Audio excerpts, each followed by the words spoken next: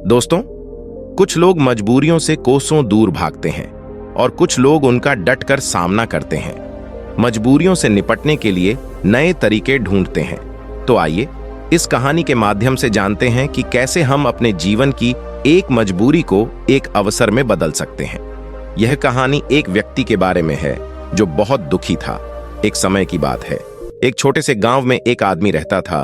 वह गरीब था और उसके पास केवल एक छोटा सा घर और छोटी सी जमीन थी। उसका जीवन कठिनाइयों से भरा रहता था और उसकी मजबूरी उसे रात दिन परेशान किया करती थी। अपनी पत्नी और एक बेटा होने के बावजूद वह आदमी बेहद अकेला महसूस करता। वह मन ही मन सोचता रहता है कि मेरे जीवन में कितनी मजबूरियां हैं। मुझे अपने घर का खर्च चलाने के लिए रोज काम पर जाना पड़ता है।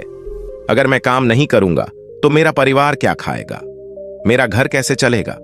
मेरे बेटे के जीवन में अच्छा भविष्य लाने के लिए मुझे मजबूरन काम करना पड़ता है। उसे अपना काम एक बोझ लग रहा था और यह सोचकर वह बहुत दुखी था। वह अपने परिवार को खुश देखना चाहता था, पर उसकी मजबूरियों ने उसके घर से सुख और शांति को खत्म ही कर दिया था। उसे ऐसा लग रहा था कि अपने जीवन में इतनी सारी कमियों के कारण वह कभी खुश नहीं रह पाएगा। एक दिन इसी बात से परेशान होकर वह एक पेड़ के नीचे बैठकर रो रहा था। तभी एक साधु उसकी ओर आ रहा था। उस साधु ने देखा कि वह व्यक्ति दुखी होकर फूट फूट कर रो रहा था। साधु ने उस व्यक्ति के पास जाकर पूछा, क्या हुआ बेटा, तुम इतने क्यों परेशान हो? उस आदमी ने साधु की ओर देखा। वह साधु साधारण कपड़ों में था। व्यक्ति ने उससे कहा, तुम तो एक साधु हो भला, तुम क्या मदद करोगे मेरी? मैं पहले से ही अपनी मजबूरियों के कारण काफी परेशान हूं, तो मुझे अकेला छोड़ दो साधु। उस व्यक्ति से कहते हैं, बेटा इतना दुख तुम अकेले क्यों सहन कर रहे हो, मुझे बताओ क्या हुआ, शायद मैं तुम्हारा दुख दूर कर सकूं। वह व्यक्ति उस साधु से कहता है, तुम मेरा दुख दूर करोगे, तुम मेरी मजबूरियों से मुझे मुक्त कैसे कर सकते हो? तुम्हें तो खुद नहीं पता मजबूरियां क्या होती हैं। तुम्हें कौन सी मजबूरी का सामना करना पड़ा, अपने जीवन में तुम क्या जानो। मजबूरी, तुम्हें किस बात की चिंता? तुम तो काम भी नहीं करते, तुम्हें किसी परिवार का ध्यान भी नहीं रखना। मुझे तो दिन रात काम करके अपने परिवार की जिम्मेदारी उठानी पड़ती है। साधु उस आदमी के कड़वे शब्द सुनकर भी शांत रहे। वह समझ गए कि यह आदमी अपने जीवन में अपने कामों और मजबूरियों को बुरा समझता है और इसी कारण यह काम को बोझ समझकर मन से किसी भी काम को नहीं कर पा रहा है। साधु हंसकर कहते हैं, बस इतनी सी बात, मैं तुम्हारी मजबूरियों को एक ताकत बना सकता हूं। तुम्हें कभी भी काम करने में बोझ महसूस नहीं होगा। तुम्हें अपने परिवार के लिए काम करना कभी बोझ नहीं मानोगे। मैं तुम्हें एक ऐसा रास्ता बताऊंगा जिससे तुम हर काम खुशी खुशी करोगे, लेकिन तुम्हें पहले मेरा काम करना होगा। क्या तुम तैयार हो? वह आदमी साधु की बातों को लेकर सोच में डूब गया। साधु ने कहा कि एक ऐसा रास्ता है जिससे वह हर काम खुशी खुशी कर सकता है और उसके बदले में केवल एक काम करना होगा। पर क्या यह सच है? ऐसा कुछ इस साधु को पता भी होगा या यह साधु बस मुझे पागल बना रहा है?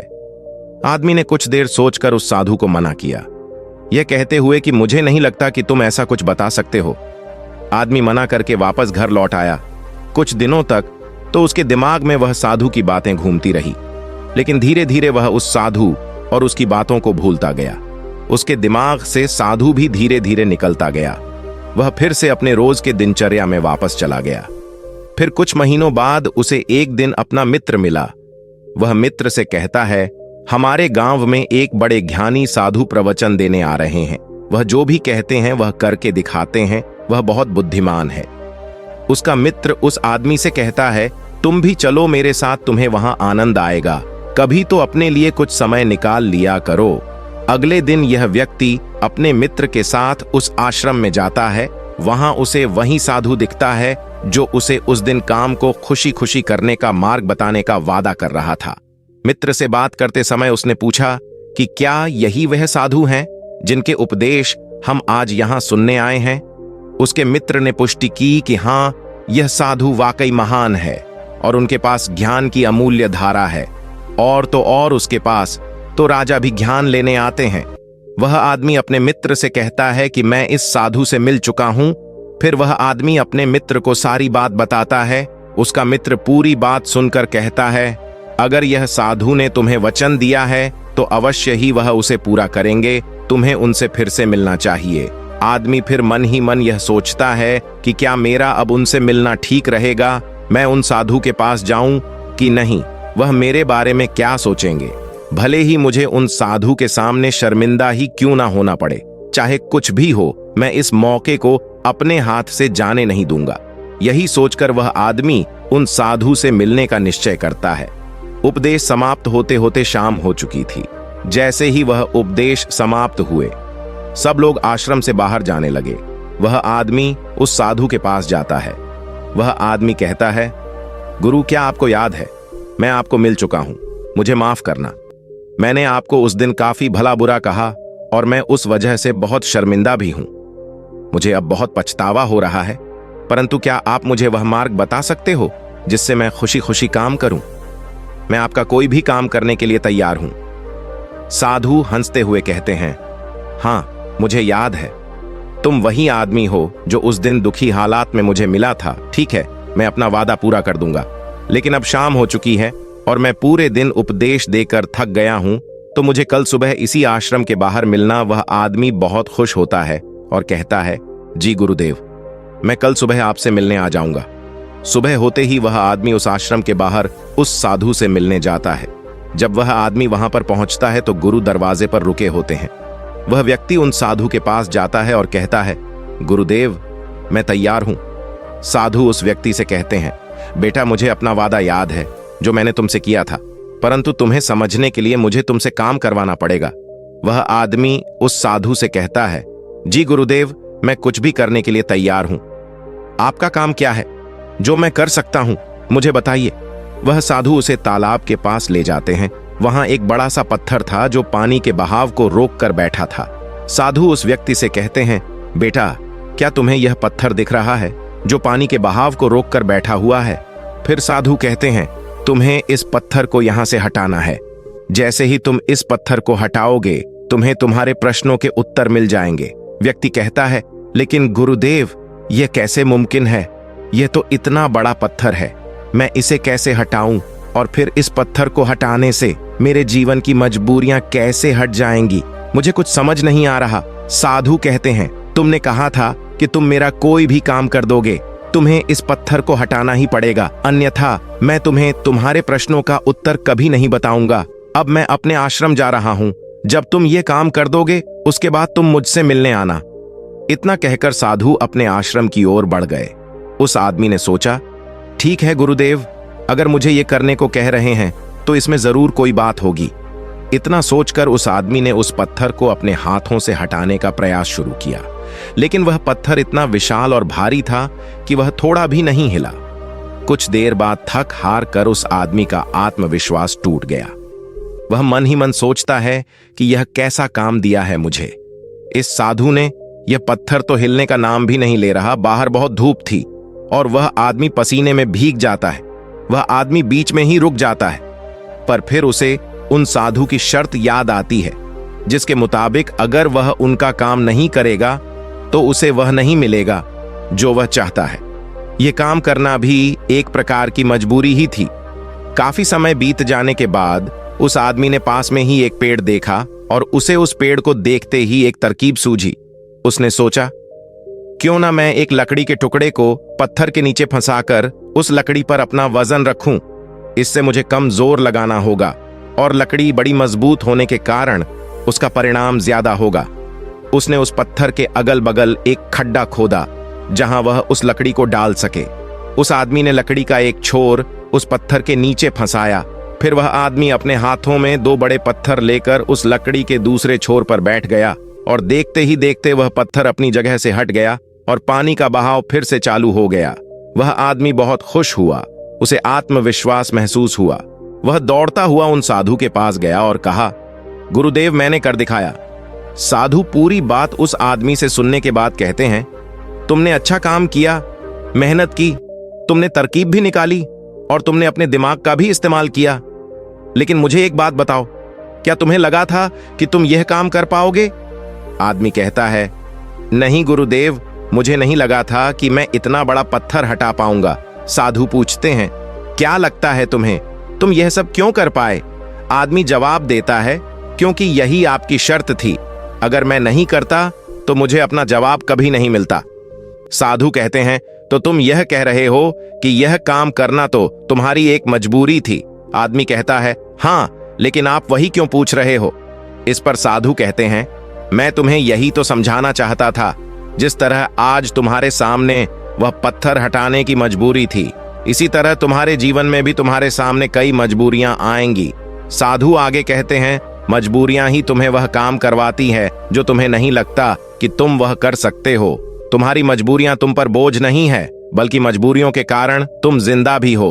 तुम खुद सोचो, अगर तुम्हारे ऊपर मजबूरियां ना होती और काम करके अपने परिवार के लिए कमाई करने की कोई पाबंदी ना होती, तो क्या तुम अपने घर से बाहर भी निकलते नहीं ना? तुम एक ही जगह है, बस आराम से बैठे रहते। लेकिन क्या ऐसा आराम करना ठीक है? क्या तुम्हारे शरीर में बीमारियां नहीं आ जाती? तुम अपनी मजबूरियों के कारण काम करते हो, जिससे तुम स्वस्थ और तंदुरुस्त रहते हो, जहां तुम पहुंचना चाहते हो। यह मजबूरियां ही तुम्हें वहां का रास्ता दिखा सकती हैं। वह हमें बताती है कि हमें क्या करना चाहिए।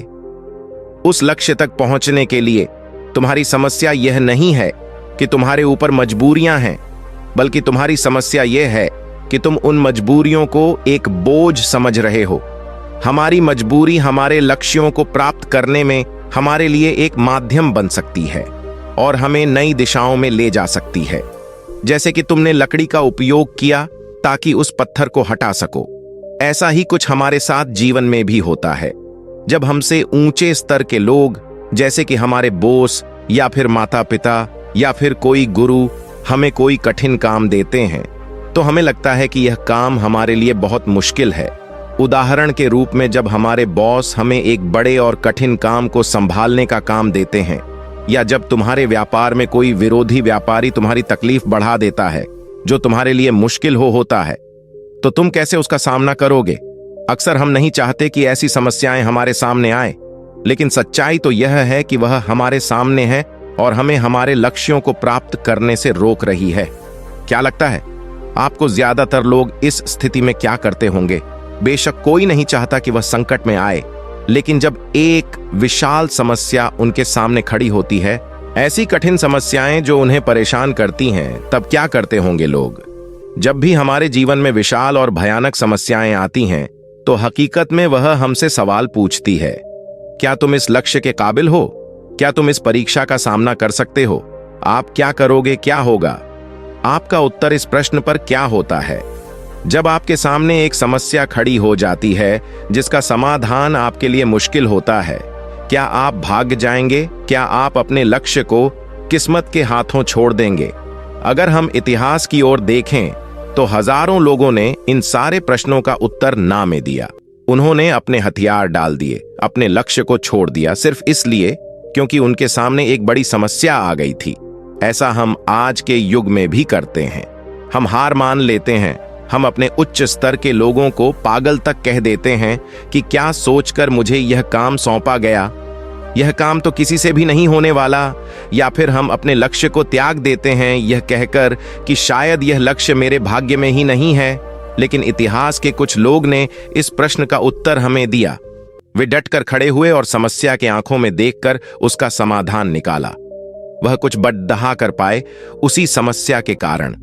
और सच कहूं तो वह महान व्यक्ति आज उस मुकाम पर कभी नहीं पहुंच पाते। अगर उनके सामने समस्या नहीं आई होती तो उनकी समस्याओं ने उन्हें बड़ा बनाया, उन्हें मजबूर किया। नए रास्ते ढूंढने में कोई ऐसा रास्ता जो आज तक किसी ने नहीं सोचा था। बड़े और महान लोग भी अक्सर अपनी समस्याओं से जूझते हैं और उन्हें पार करने के लिए नए रास्ते ढूंढते हैं। समस्याएं हमें मुश्किल में डालती हैं और हमें मजबूर करती है। नए रास्तों की तलाश करने में यही तरीका है जिससे हम अपने लक्ष्यों को हासिल कर सकते हैं और अपने जीवन को सफल बना सकते हैं। और यही सही तरीका है हमारी मजबूरियों को देखने का। जब तुम्हारी नजर अपने लक्ष्य पर होगी तो तुम्हें अपनी समस्याएं छोटी लगने लगेगी। इसीलिए मजबूरियां अच्छी होती हैं।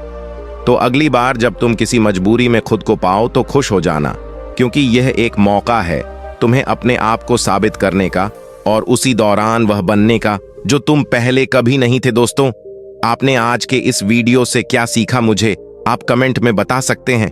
इसी के साथ में उम्मीद है कि आपको आज की वीडियो पसंद आई होगी।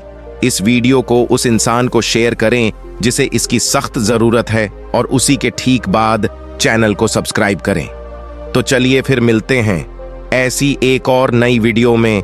तब तक के लिए अपना ख्याल रखें। धन्यवाद।